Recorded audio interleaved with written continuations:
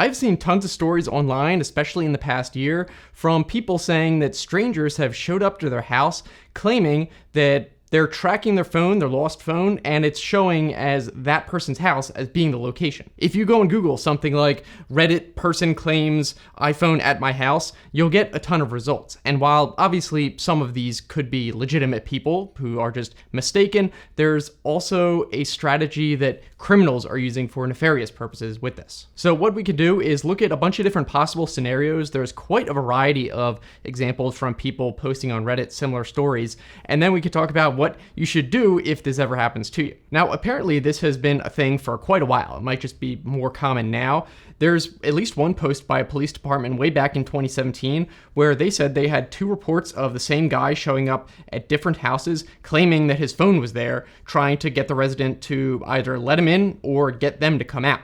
And apparently the 2 locations were really far from each other, so it's not a case of the Find My iPhone just being a bit inaccurate. But also, just earlier this year, another police department in New York posted how there were 2 reports of something similar, this time with a man and a woman, basically saying the same thing, with their lost phone being there. And apparently they were showing the Find My iPhone as showing their phone at that location as kind of like evidence, and then we're trying to convince the people at the house to let them in or get them to come out. And it turns out there is more to this than initially it seems on the surface, and I can go over that. Like, there's probably a specific reason why they were trying to get people to come out of the house if they weren't going to let them in. And also how it's actually pretty easy to get the Find My thing to show their phone as being at whatever location. We can also look at some of those real examples from people on Reddit with their stories, because some of them are very sketchy indeed. Before getting to that though, something else that's definitely sketchy are online data brokers that sell all your personal info, not just to the highest bidder,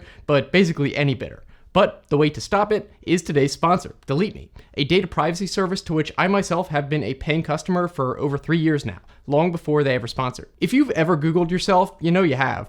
You definitely have seen countless so-called data broker websites who not only collect and display all your personal information like name, address, and phone number, but even sell it to companies to do whatever they want with it. This also makes it easier for malicious people to find and use your own info against you in phishing attacks and whatever else more. But that's where Delete Me comes in. They do all the work for you in submitting removal requests on your behalf. New data brokers pop up all the time, so Delete Me is constantly adding new ones and continue to monitor them and repeat removals if your info shows up on the same site again, which can happen a lot. At the moment, they automatically scan 105 data brokers, and you'll get a privacy report for which sites you were removed from after 7 days and every 3 months after that. So you can see exactly which sites are clean and which ones have removals in progress. But you can submit custom requests to remove any data from hundreds of other sites, even surprising ones like berkeley.edu, for example. It's not even a data broker, but Delete Me will still help you get removed from there if you're on there for some reason and want to get off. So if you want to get your personal information removed from the web and search results, go to joindeleteme.com/TheoJoe and use the promo code TheoJoe for a very nice discount. And with all that being said, let's continue.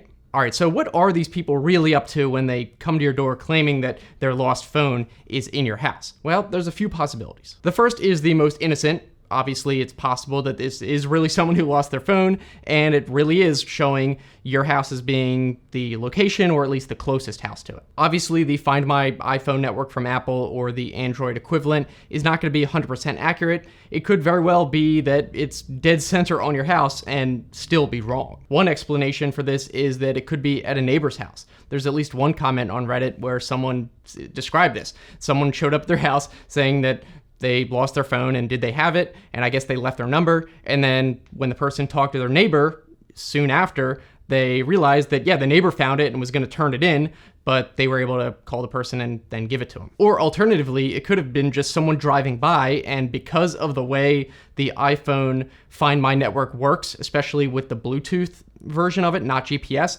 it's very possible it could show directly on your house, as one commenter explained pretty well. Basically, if a lost phone doesn't have a direct GPS or live signal, if it makes a connection to someone else's phone via Bluetooth, for example, if it just drives by on the road, obviously at that point the network doesn't know where that phone is exactly. It just knows where your phone is that connected to it and spotted it. So in that case, it'll actually put your phone's location as the center of the circle. It'll just be a big circle and probably have the road at the extremities of it. But people will see that and assume that, oh, well, obviously it's got to be the middle of the circle, right? But really it's probably on the outside of it because it just drove by, but they see that as being the actual location. And from what I've seen, apparently when the Find My network is showing a location of the phone, if it's green, that means it's like a live real-time location. And if it's gray and it says like offline, then it's just going to be like the most recent location, or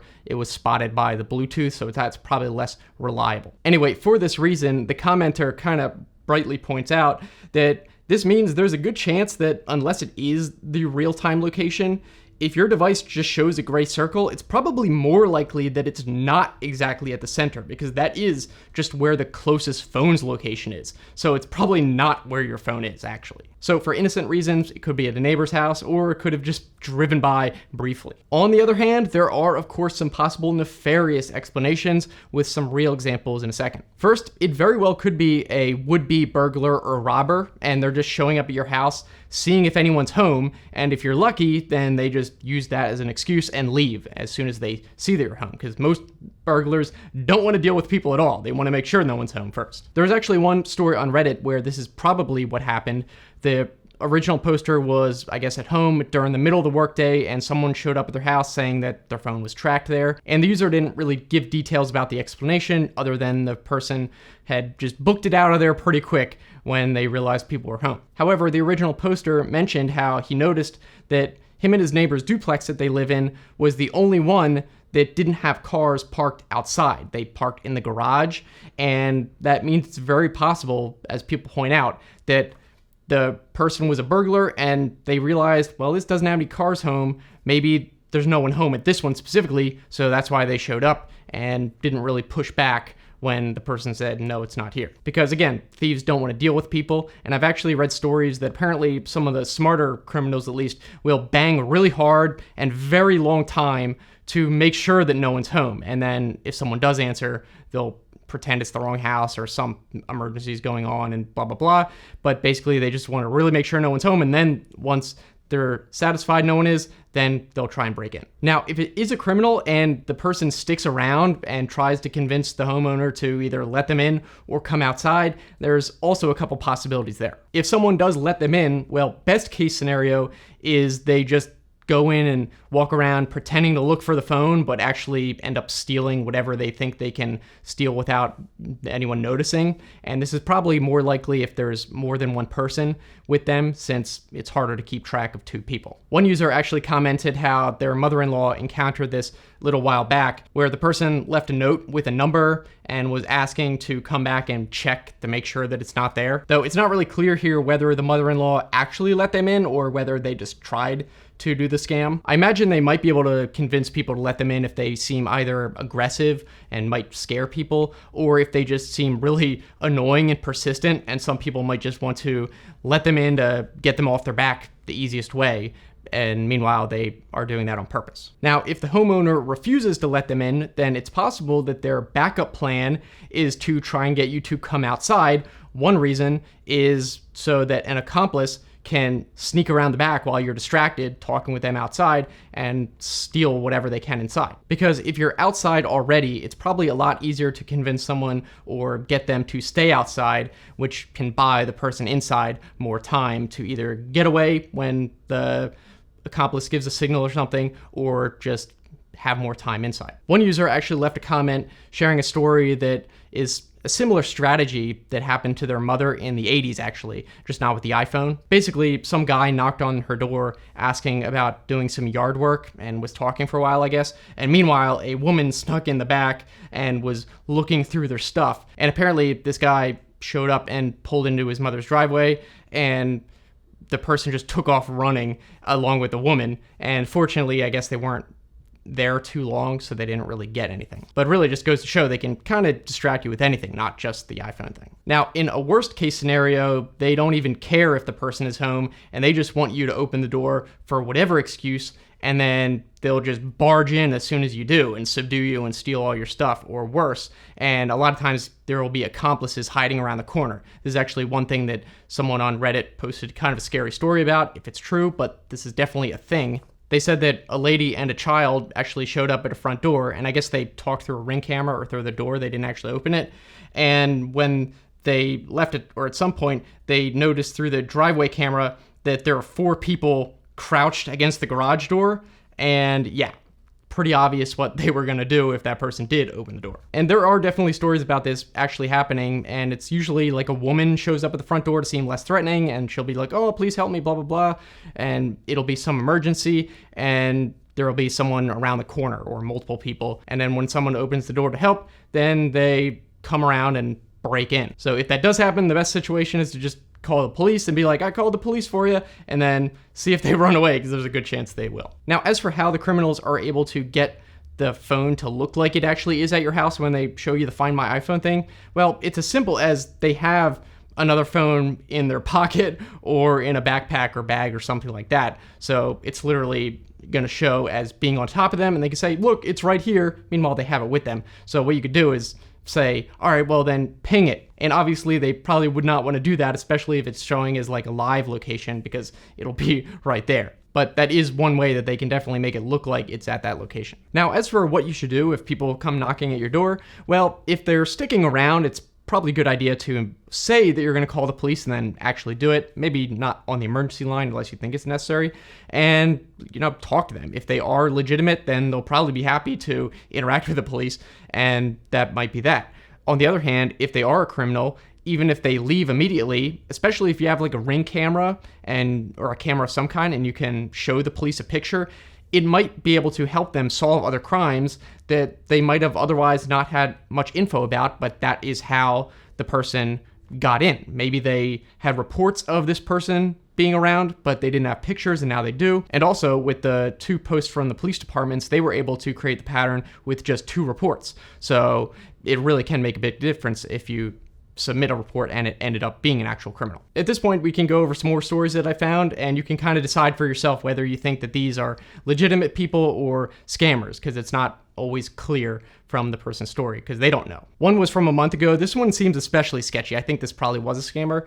Basically, the person showed up at their door, and first they were saying how they were looking for someone whose ID they found, and the ID listed this person's address. And obviously the person said, no, this person doesn't live here, and we've never gotten mail for this person, so no. But then, strangely, he completely switched up his story, saying that he lost his phone and that it was pinging to this location, and he was threatening to call the police, which is obviously weird. He switched up the story, and the person said, all right, well, I'm going to call the police then. And then, funny enough, after that happened, the guy left saying, oh, well, I'm not trying to do all that, after he himself had threatened to call the police. So yeah, that one was definitely sketchy. Who knows what he would have done if they tried to open the door. Next, here's a story where some woman showed up at their house at 2 a.m.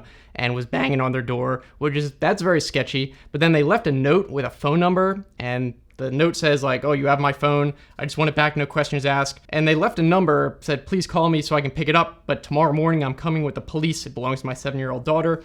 So I don't know, this one's kind of like a toss-up. I think it could be real, but at the same time, who shows up at 2 a.m. at a possible criminal's house who stole their phone? I don't know. Seems sketchy to me. I wouldn't answer the door either way. Next, here's a story where someone showed up with their son, and they said that their phone was stolen at school, and they asked the person if they had any kids. Then the homeowner said, no, we don't have any kids. And the person said that she would send her husband over and file a police report just in case, which that's kind of sketchy, because like, if you're already here, then why would you send your husband over later? Like, why wouldn't he come with you or come first? So obviously that seemed like more of a veiled threat, if anything. And then, interestingly, when the homeowner said, oh, well, all right, then ping the phone and see if it makes a noise, then suddenly the person at the door said, oh, well, now it's showing a different address, and then left. So again, you can be the judge and let everyone know what you think about that one. Then we have this story, which I actually think is more likely to be a legitimate person, where this person says an older guy in his late 60s probably showed up,